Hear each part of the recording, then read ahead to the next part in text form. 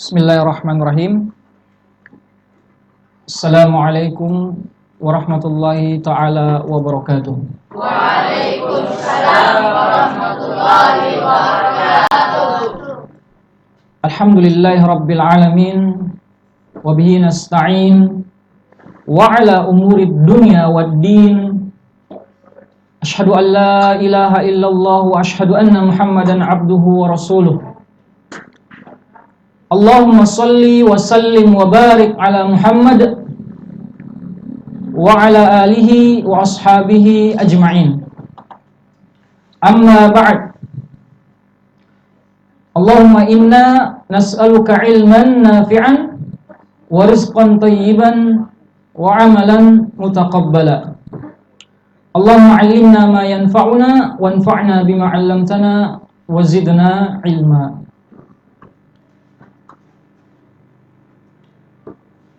Anak-anakku sekalian, para santri Pondok Pesantren Yasmin yang saya cintai, saya sayangi karena Allah Subhanahu wa ta'ala,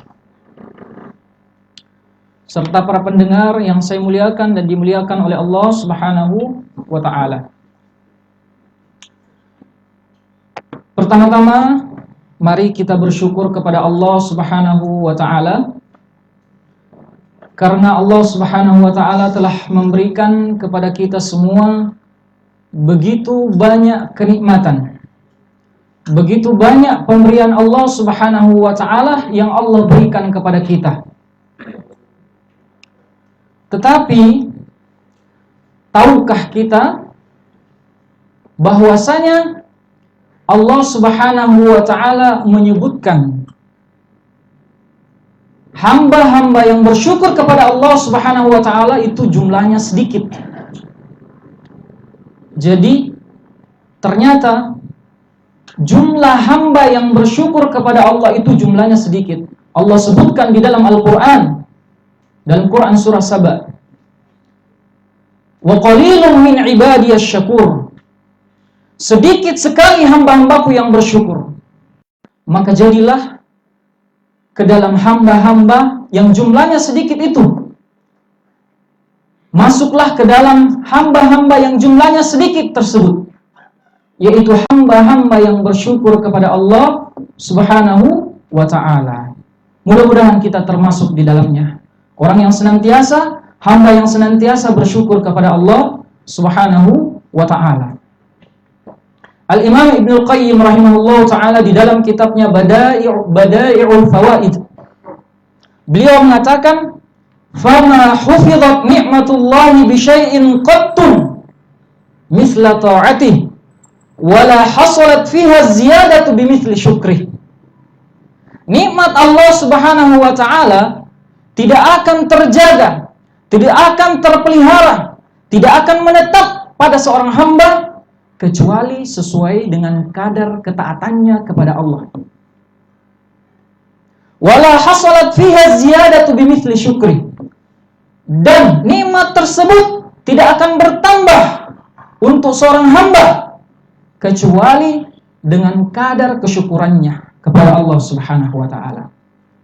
Kalau mau ditambahkan nikmat oleh Allah, maka berbanyak bersyukur. Sedikit bersyukur, maka sedikit juga yang ditambahkan nikmat dari Allah Subhanahu wa ta'ala.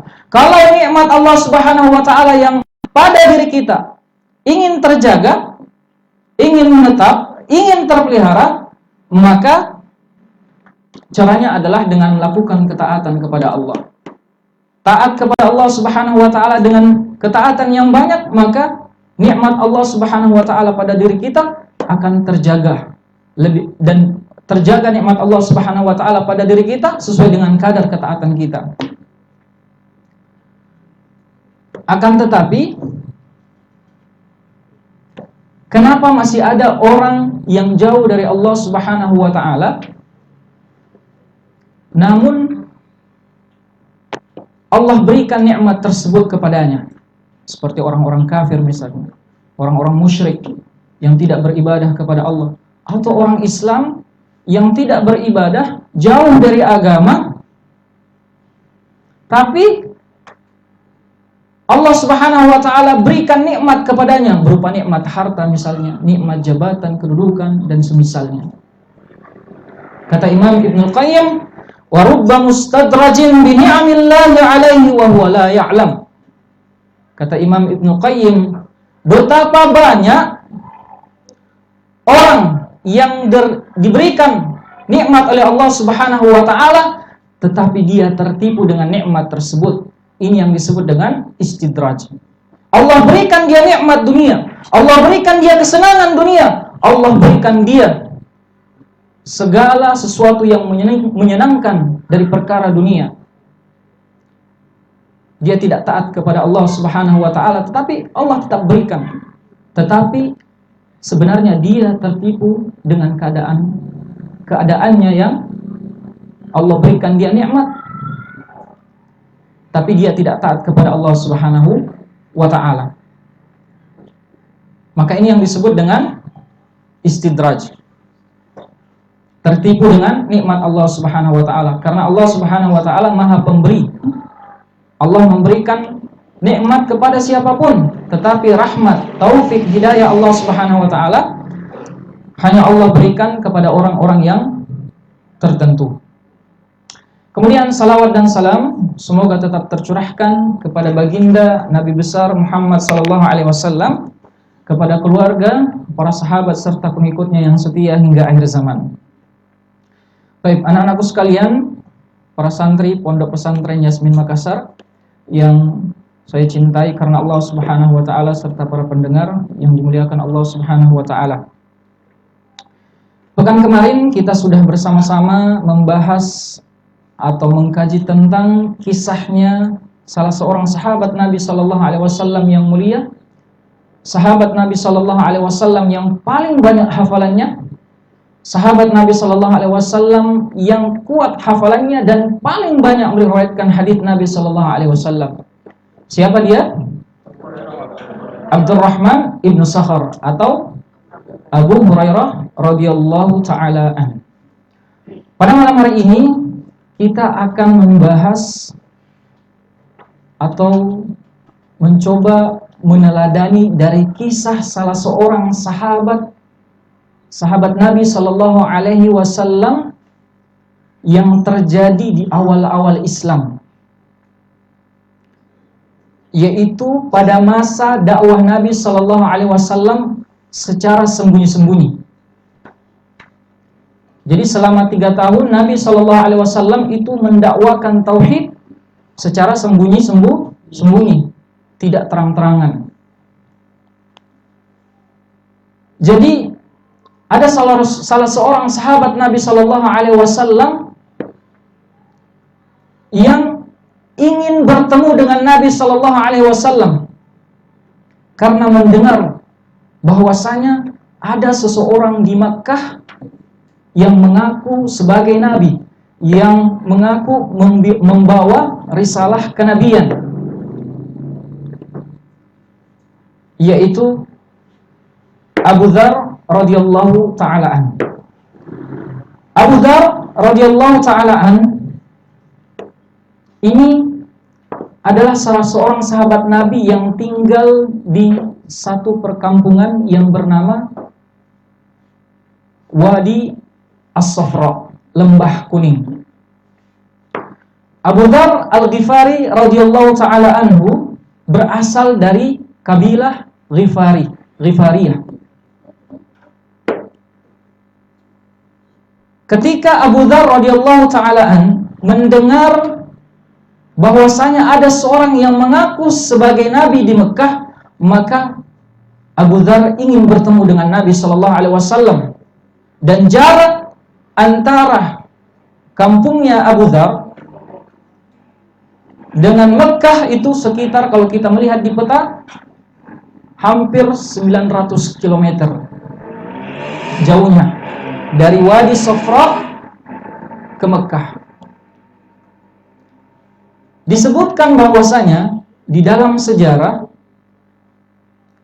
kaum Ghifariyah atau suku Ghifar ini, sebagaimana yang disebutkan Imam Az-Zahabi, adalah suku yang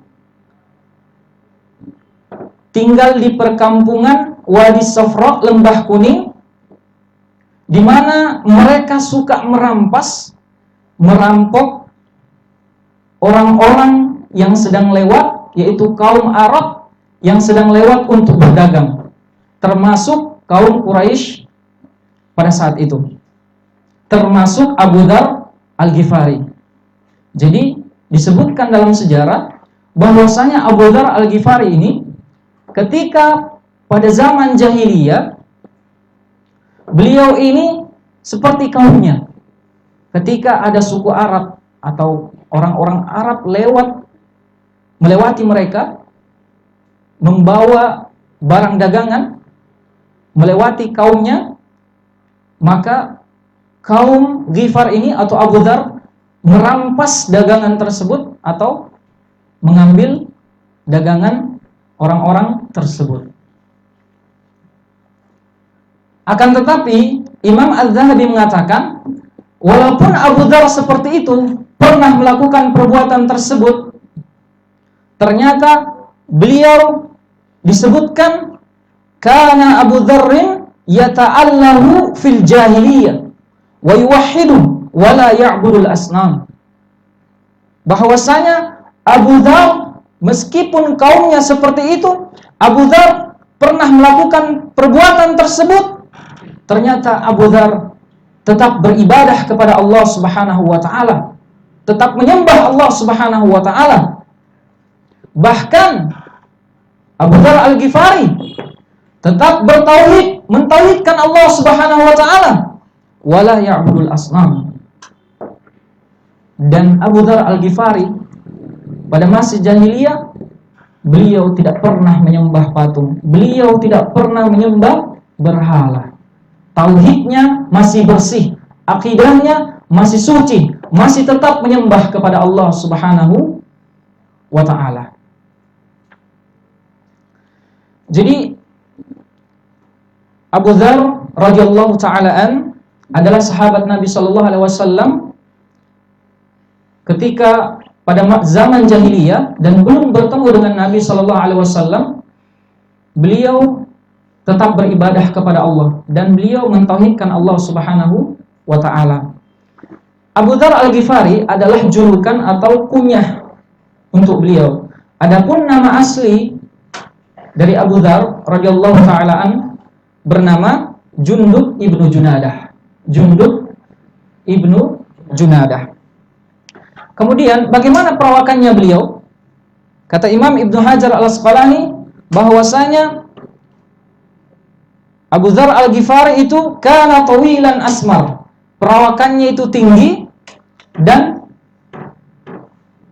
kulitnya berwarna sawo matang. Jadi Abu Dzar itu orangnya tinggi, tubuhnya tinggi, badannya tinggi, dan kulitnya berwarna sawo matang. Wa kathal lihya, dan jenggotnya tebal, jenggotnya lebat. Ini Abu Dzar Al-Ghifari. Juga disebutkan bahwasanya Imam Az-Zahabi mengatakan ahadus sabiqin al-awwalin. Abu Dzar Al-Ghifari ini termasuk di antara sahabat-sahabat Nabi sallallahu alaihi wasallam yang pertama kali masuk Islam. Ahadus sabiqina al-awwalin. Jadi Abu Dzar Al-Ghifari termasuk di antara sahabat-sahabat Nabi yang menerima Islam dengan cepat, ya, yang beriman kepada Allah dan Rasul-Nya. Karena pada saat itu dakwah masih sembunyi-sembunyi, belum terang-terangan. Dan pada saat itu di awal Islam, ketika dakwah masih sembunyi-sembunyi, Abu Dzar Al-Ghifari sudah masuk Islam. Kemudian Abu Dzar Al-Ghifari ini merupakan sahabat Nabi sallallahu alaihi wasallam yang paling zuhud. Apa makna zuhud? Kata Imam Ibnu Qayyim, zuhud itu tarku ma la yanfa'u fil akhirah, meninggalkan sesuatu yang tidak bermanfaat untuk akhirat.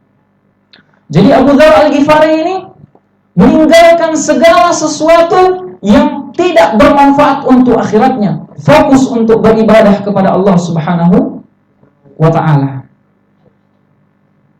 Jadi beliau adalah sahabat Nabi sallallahu alaihi wasallam yang paling zuhud. Kemudian beliau adalah orang yang paling jujur. Bahkan Nabi sallallahu alaihi wasallam mengatakan, "Ma aqallatil ghabra'u wa la adhallatil khadra'u asdaqu lahjatan min Abi Dzar." Nabi mengatakan bahwasanya bumi ini tidak dipijaki, langit tidak menaungi. Apa itu? Jangan disentuh di situ. Kenapa? Jangan disentuh di situ.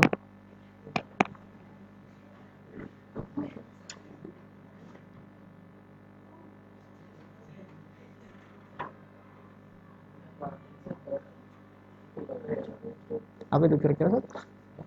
Kenapa itu? Cek.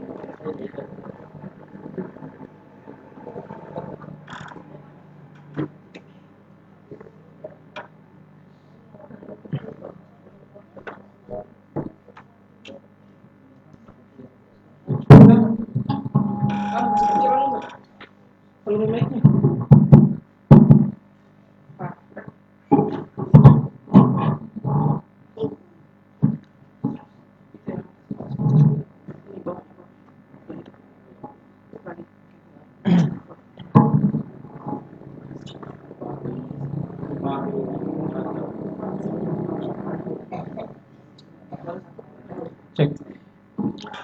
Baik. Ya, jadi mohon maaf ada gangguan teknis. Kita lanjutkan. Tadi sampai mana? Baik. Abu Dzar radhiyallahu ta'alaan merupakan sahabat Nabi sallallahu alaihi wasallam yang paling zuhud dan paling jujur dalam berkata. Kata Nabi sallallahu alaihi wasallam, langit tidak menaungi, bumi tidak dipijaki oleh orang yang paling jujur kecuali Abu Dzar radhiyallahu ta'alaan. Jadi Abu Dzar radhiyallahu ta'alaan merupakan sahabat Nabi sallallahu alaihi wasallam yang sangat jujur, baik lisannya maupun perbuatannya. Kemudian qawalan bil haqqi, Abu Dzar radhiyallahu ta'alaan suka mengatakan sesuatu yang hak, yang benar. Beliau juga paling banyak ilmunya. Beliau juga banyak melakukan amalan ibadah. La ta'khudhuhu fillahi lawmatu laim. Dan Abu Dzar ketika mengatakan sesuatu yang hak, beliau tidak pernah takut terhadap celaan orang-orang yang membencinya. Beliau tidak pernah takut celaan oleh orang-orang yang memusuhinya.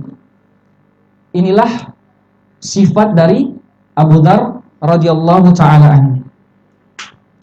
Bahkan disebutkan bahwasanya Abu Dzar radhiyallahu ta'ala anhu kana harisan 'alal ilmi. Beliau adalah semangat sekali dalam menuntut ilmu.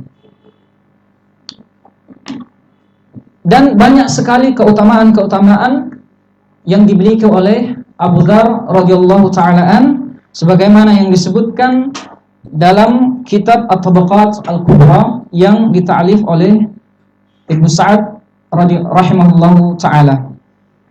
Sebenarnya bagaimana kisah Abu Dzar radhiyallahu ta'ala anhu? Bagaimana perjalanan Abu Dzar radhiyallahu ta'ala anhu bertemu dengan Nabi sallallahu alaihi wasallam, kemudian beliau masuk Islam, mengikrarkan, beriman kepada Nabi sallallahu alaihi wasallam, kepada Allah Subhanahu wa ta'ala. Jadi disebutkan di dalam sebuah hadis yang panjang yang diriwayatkan oleh Imam Al-Bukhari rahimahullahu ta'ala. Disebutkan, jadi suatu ketika Abu Dzar radhiyallahu ta'ala anhu berkata, "Kuntu rajulan min Ghifar, fabalaghana anna rajulan qad kharaja bi Makkah yaz'umu annahu nabiyyun, faqultu li akhi intaliq ila hadzal rajul kallimhu wa'tini bi khabarihi."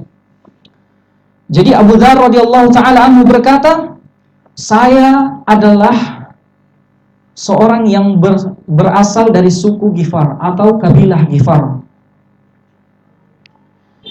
Kemudian kami mendengar bahwasanya ada seseorang yang berada di Mekah mengaku sebagai seorang nabi, membawa risalah kenabian. Sehingga saya memerintahkan saudaraku untuk pergi ke Mekah dan menemui orang tersebut.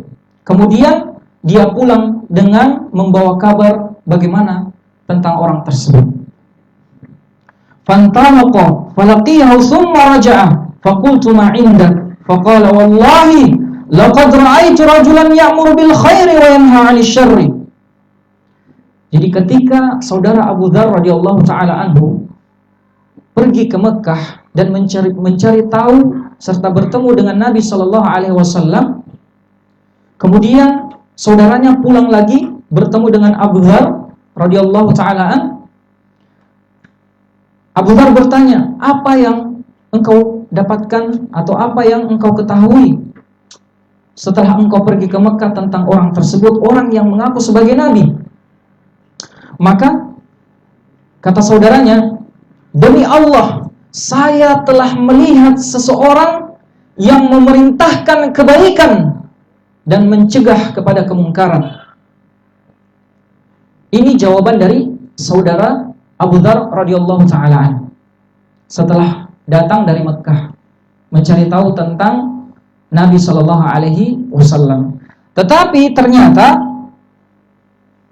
Abu Dzar radhiyallahu taala anhu belum puas dengan apa yang dikatakan oleh saudaranya.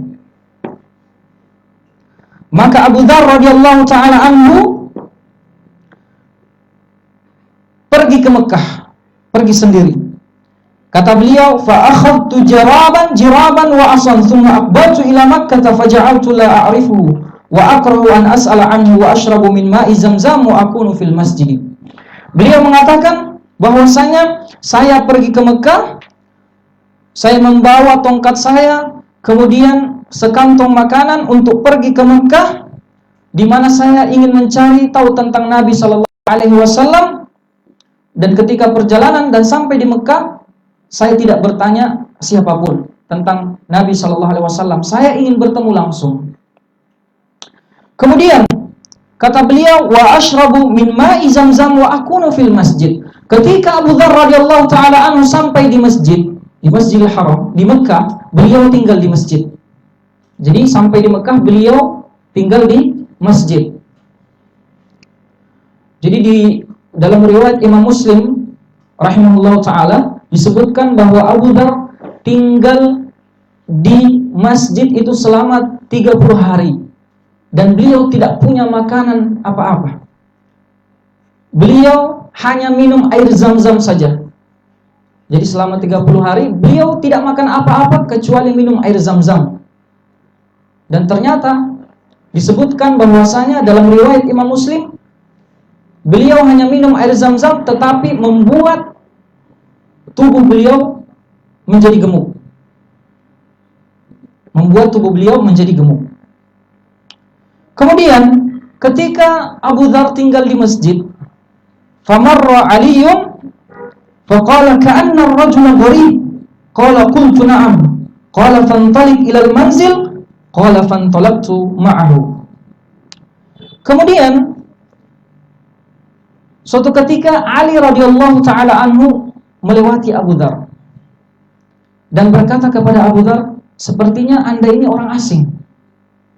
Kemudian Abu Dzar berkata, "Na'am, iya, saya orang asing yang datang dari luar kota Mekkah." Kemudian Ali radhiyallahu taala anhu mengatakan kepada Abu Dzar, "Kalau begitu ikut saya. Pergi ke rumah saya. Ikuti saya untuk pergi ke rumah saya." Kemudian dalam perjalanan selama berada dengan Ali radhiyallahu taala Abu Dzar tidak berkata apa-apa dan Ali radhiyallahu taala anhu juga tidak bertanya apa-apa kepada Abu Dzar radhiyallahu taala anhu. Kemudian kata Abu Dzar radhiyallahu taala anhu, "Falamma asbahtu ghadawtu ila al-masjid li as'al anhu wa laysa ahadun yukhbiruni anhu bi syai'in." Ketika pagi hari, ya, saya pergi lagi ke masjid. Jadi Abu Dzar pergi lagi ke masjid. Li as'ala anhu, untuk mencari tahu tentang Nabi sallallahu alaihi wasallam. Wa laysa ahadun yukhbiruni anhu bi syai'in, dan ternyata tidak ada yang mau kasih tahu tentang Nabi sallallahu alaihi wasallam. Saya bertanya kepada orang-orang dan tidak ada yang beritahu di mana keberadaan Nabi sallallahu alaihi wasallam. Kenapa? Karena pada saat itu dakwah Nabi sallallahu alaihi wasallam masih secara sembunyi-sembunyi, tidak terang-terangan. Dan orang-orang Quraisy, penduduk Mekkah ketika itu disebutkan bahwasanya ketika ada orang asing yang dari luar Mekkah datang untuk mencari tahu Nabi sallallahu alaihi wasallam, orang-orang Quraisy atau penduduk Mekkah menutupi, tidak mau kasih tahu. Jangan sampai ajaran Nabi sallallahu alaihi wasallam tersebar, ya, sampai keluar kota Mekkah. Kemudian pada saat itu pula datang lagi Ali radhiyallahu taala anhu. Jadi bertemu lagi dengan Ali radhiyallahu taala anhu. Faqala ama ana lirrajuli ya'rifu manzila ba'dah. Apakah orang ini, Ali berkata, apakah orang ini tersesat dan tidak menemukan rumahnya? Kemudian Abu Dzar mengatakan faqultu la. Abu Dzar mengatakan tidak. Kemudian intalik ma'i, qala faqala ma amruka wa ma aqdamaka hadhil baldah. Ali berkata lagi, kalau begitu ikuti saya lagi. Ayo ikut dengan saya. Dan pada saat itu Ali mulai penasaran, bertanya lagi, kemudian bertanya kepada Abu Dzar radhiyallahu taala, ma amruka wa ma aqdamaka hadhil baldah. Sebenarnya apa maksud dan tujuanmu? Apa yang membuat kamu datang ke Mekkah? Apa yang membuat kamu datang ke tempat ini? Kata Abu Dzar, qultu lahu in katamta alayya akhbartuka. Qala fa inni af'al. Abu Dzar mengatakan, saya mau bilang tetapi jangan bilang siapa-siapa. Saya akan katakan tapi jangan bilang siapa-siapa. Kata Ali radhiyallahu taala, fa inni af'al. Oke, kalau begitu. Kemudian Abu Dzar menceritakan apa maksud dan tujuannya datang ke kota Mekkah, yaitu untuk mencari tahu Nabi sallallahu alaihi wasallam, di mana keberadaan Nabi sallallahu alaihi wasallam. Kemudian apa yang dikatakan oleh Ali radhiyallahu taala, faqala lahu ama innaka qad rasyadta hadha wajhi ilaihi fattabi'ni. Engkau telah menemukannya. Ali mengatakan kepada Abu Dzar, engkau telah menemukannya, kita akan menemuinya, ikutilah aku. Kata Ali radhiyallahu taala anhu. Singkat cerita, setelah dibawa oleh Ali radhiyallahu taala anhu, Abu Dzar bertemulah dengan Nabi sallallahu alaihi wasallam. Maka Abu Dzar berkata kepada Nabi sallallahu alaihi wasallam, "I'rid alayya al-Islam."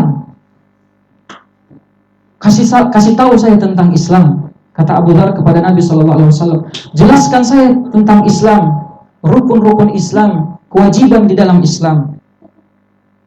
Ketika Nabi sallallahu alaihi wasallam selesai menjelaskan tentang Islam, fa aslamtu makani.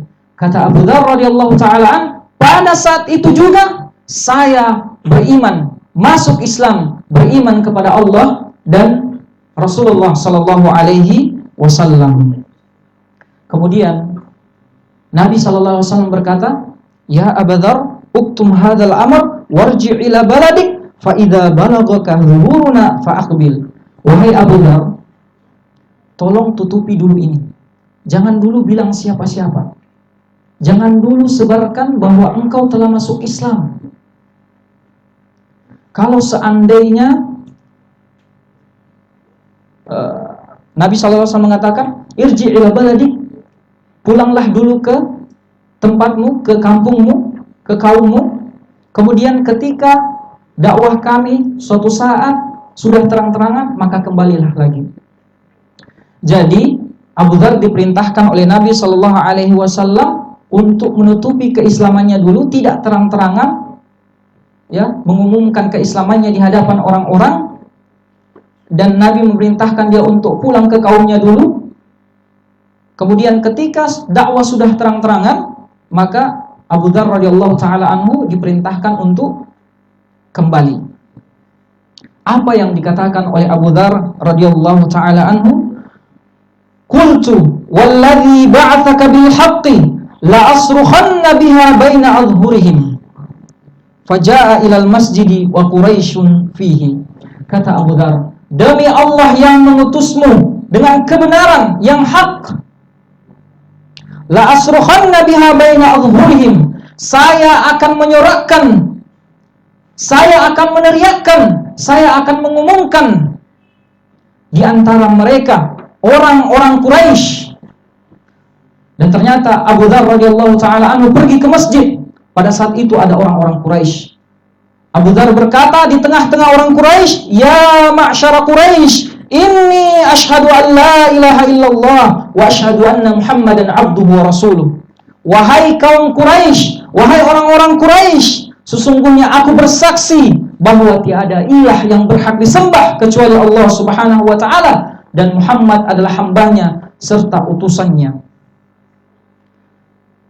Betapa beraninya Abu Dzar radhiyallahu taala anhu.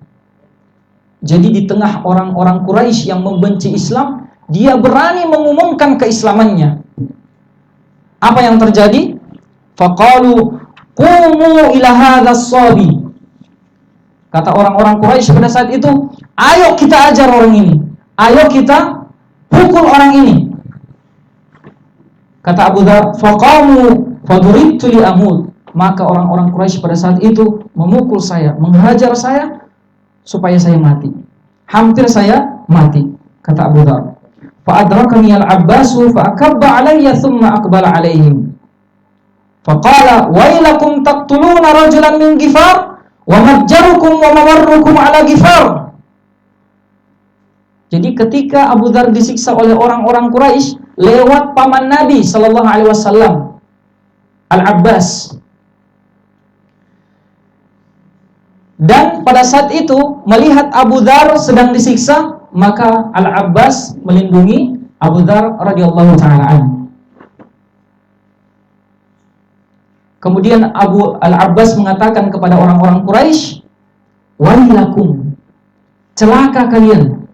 Taqtuluna rajulan min Ghifar wa majjarukum wa mamarrukum ala Ghifar." Celaka kalian kaum Quraisy. Kalian ingin membunuh seseorang dari kabilah Ghifar, sedangkan dagangan kalian, tempat lewat kalian untuk berdagang, itu melewati kaum Ghifar. Jadi kaum Ghifar ini, sebagaimana yang disebutkan, bahwasanya adalah kaum yang suka merampas barang dagangan, mengambil barang dagangan setiap kaum yang lewat di tempat mereka. Jadi paman Nabi SAW menakut-nakuti kaum Quraisy, termasuk orang-orang Quraisy, ya, ketika berdagang melewati tempatnya kaum Ghifar, yaitu di Wadi Safra, lembah kuning. Akhirnya takutlah orang-orang Quraisy pada saat itu. Kata Abu Dzar, fa'aqla'u anni, maka orang-orang yang menyiksaku pada saat itu dari suku Quraisy melepaskan saya. Kemudian apakah Abu Dzar radhiyallahu taala anhu menyerah, tobat dengan perbuatannya tersebut? Ternyata tidak.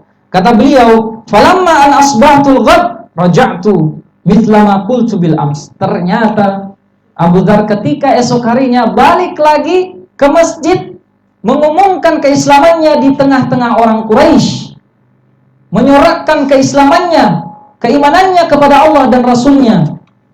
Kemudian pada saat itu juga kembali lagi terjadi orang-orang Quraisy ingin membunuh dan menyiksa Abu Dzar radhiyallahu taala anhu. Kemudian untuk kedua kalinya Al-Abbas paman Nabi sallallahu alaihi wasallam datang melihat Abu Dzar sedang tersiksa, dan Al-Abbas paman Nabi melindungi Abu Dzar radhiyallahu taala anhu.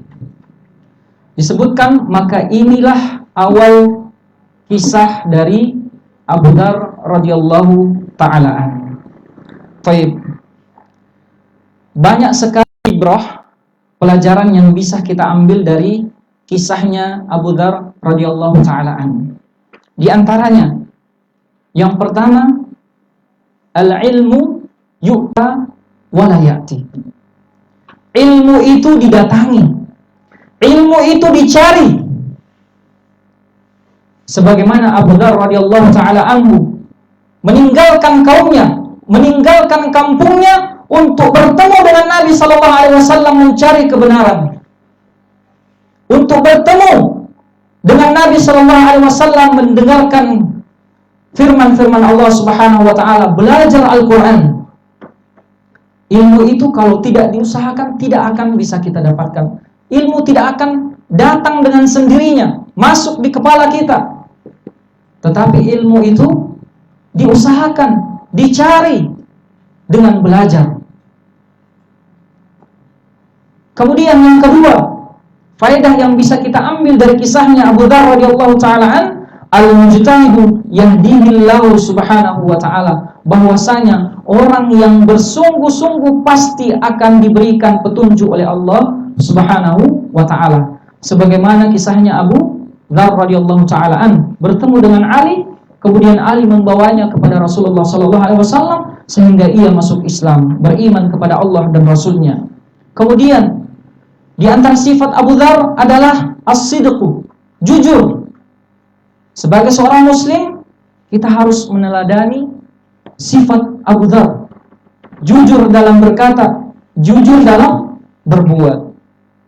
Kemudian, bahwasanya Abu Dzar itu adalah orang yang paling zuhud, meninggalkan sesuatu apa yang tidak bermanfaat untuk akhiratnya. Maka sebagai seorang muslim, kita harus mencontoh sifat Abu Dzar ini, yaitu zuhud, meninggalkan kesenangan dunia, meninggalkan kenikmatan dunia, meninggalkan kemewahan dunia, segala perkara dunia yang tidak bermanfaat untuk akhirat kita. Terutama ya ketika kita ingin menuntut ilmu, belajar agama Allah Subhanahu wa taala, menghafal Al-Qur'an, hadis-hadis Nabi sallallahu alaihi wasallam, maka kita harus mengorbankan itu semua, meninggalkan kenikmatan-kenikmatan dunia yang tidak bermanfaat untuk akhirat kita.